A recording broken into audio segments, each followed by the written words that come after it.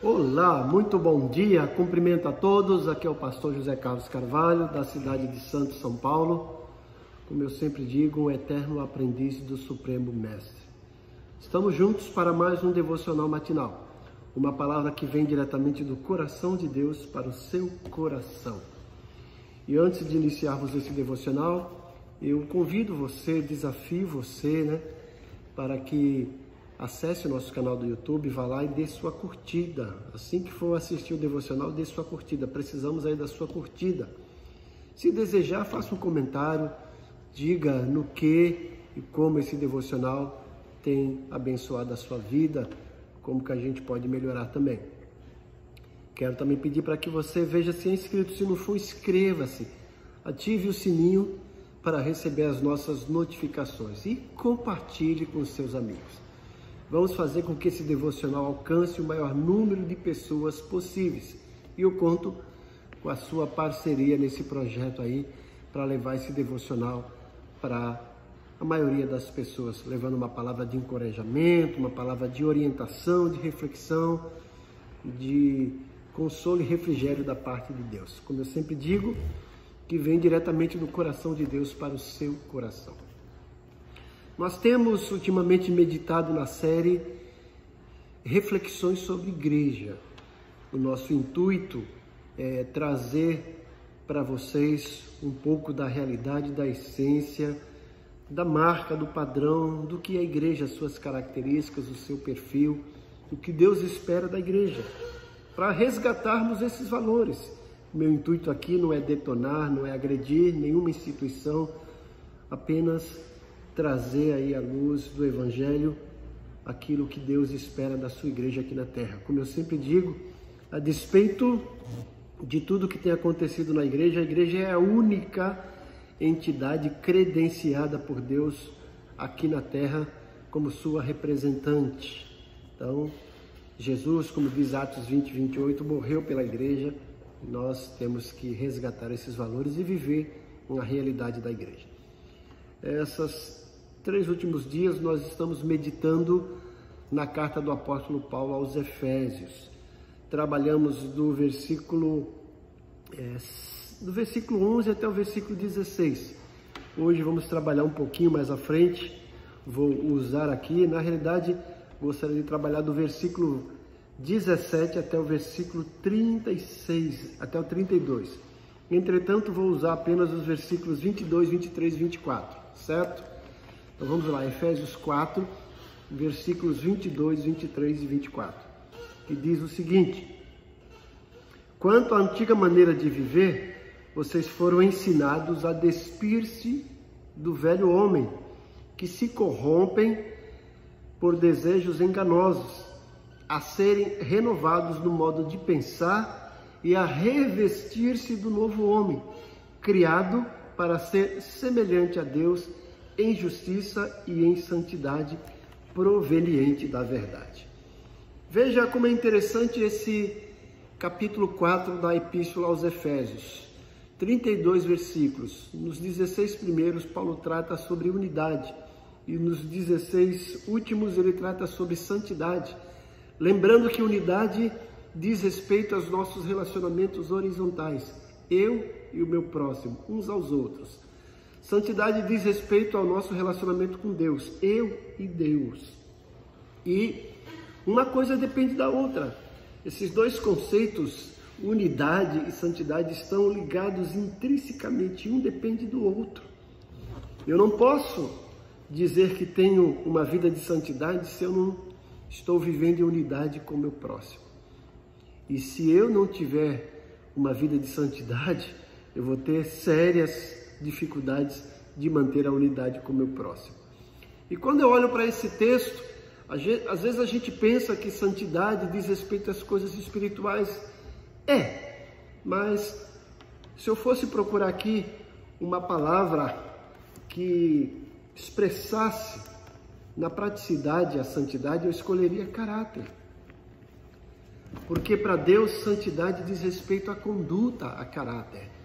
Não é o fato de eu possuir dons espirituais, de eu possuir dotes eclesiásticos, de eu ter um curso bíblico, frequentar a igreja há muito tempo, que vai caracterizar que eu sou uma pessoa espiritual, não. São as minhas condutas, as minhas atitudes. Jesus deixou registrado aí o Sermão do Monte, Mateus 5 a Mateus 7, e ele vai falar sobre santidade. E os padrões pedidos ali são padrões de norma e ética. São conceitos que todos deveriam viver e praticar, e assim teríamos um mundo melhor. Mas olhando aqui para a carta do apóstolo Paulo aos Efésios, no capítulo 4, como eu disse, os primeiros 16 versículos, Paulo trata sobre unidade. Igreja é um lugar de pessoas que vivem em unidade. E os últimos 16 versículos, versículo 17 a 32, Paulo trata sobre santidade. Igreja é um lugar de pessoas que refletem santidade. É um lugar de pecadores que estão sendo trabalhados por Deus para serem santos e para expressar essa santidade nos seus relacionamentos uns com os outros e no seu relacionamento com Deus. E olhando aqui, nesses 16 versículos, mais uma vez, Paulo vai mostrar que esse conceito de santidade que é pedido por Deus e é ressaltado aqui por Paulo, consiste em abandonar algumas práticas errôneas que nós praticávamos e praticar aquilo que é correto, aquilo que foi estabelecido por Deus desde a criação do mundo. Ou seja, o que Paulo está propondo aqui como santidade para a igreja é uma desabituação e uma reabituação. Você vai ver que Paulo começa a falar sobre coisas que nós devemos abandonar, e ele mostra o porquê devemos abandonar, e imediatamente ele mostra o que devemos praticar. Veja, por exemplo, o versículo 25, ele diz, olha, portanto, cada um de vocês deve abandonar a mentira. Olha lá, um hábito prejudicial. Mas ele não para aí. E falar a verdade ao seu próximo. Ele vai dizer o porquê. Pois todos somos membros do mesmo corpo.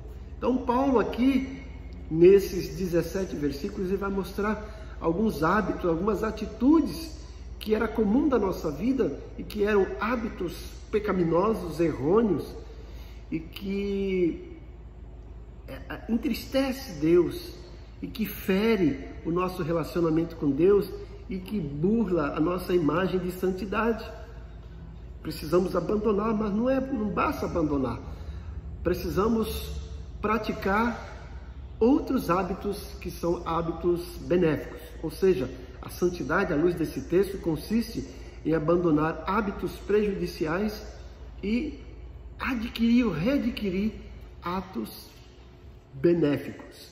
Mas aqui os versículos que eu li, o 22 até o 24, nós temos aqui essa fórmula que deveria servir para cada cidadão, não apenas se tratando de cristão, mas muito mais para o cristão que tem que refletir a imagem de Cristo, e se espera isso da igreja.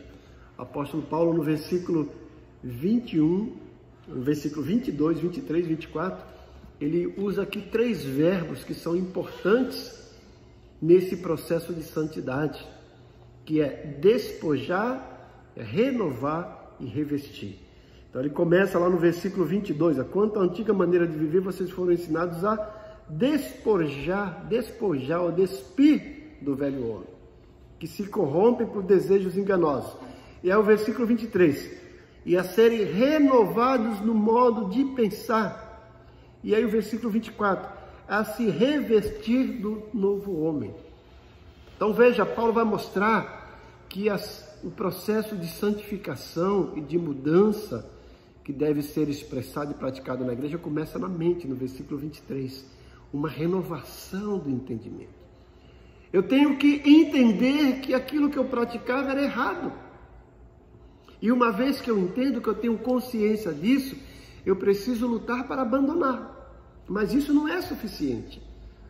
Não basta eu entender que aquilo é errado, eu preciso abandonar. Eu preciso, nessa linha de consciência, de entendimento, começar a readquirir hábitos benéficos, que é se revestir. Então Paulo está usando aqui uma linguagem de se despir daquela forma de agir que era errônea, prejudicial. e se despir dessa forma errônea e se vestir de uma atitude correta, benéfica. É isso que é santidade. Então esse processo de santidade começa quando eu aplico essa fórmula na minha vida, que eu chamo fórmula de DRR. Despir ou despojar, renovar e revestir. E hoje não temos tempo de falar tudo, o tempo é curto, né? Mas amanhã, se Deus quiser, a gente vai continuar falando sobre isso. Mas eu quero que você entenda, estamos refletindo sobre igreja, e aos olhos de Deus, uma igreja, que é o corpo de Cristo, deve respirar unidade, inspirar e também respirar santidade.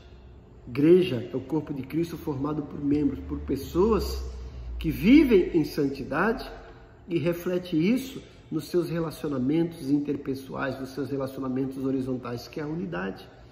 E uma coisa depende da outra. E mais uma vez, santidade, à luz desse texto, à luz do Sermão do Monte, à luz da Bíblia, é refletida na nossa conduta, no nosso caráter, nos nossos atos. Santo aos olhos de Deus não é aquela pessoa que tem vários dons espirituais, que tem o conhecimento da Bíblia toda, que está lá na igreja, que é caracterizado como santarrão, benção, não.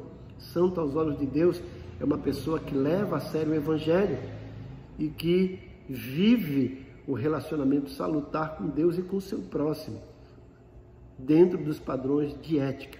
Isso é santidade. Que Deus nos abençoe. Deixa eu orar por você.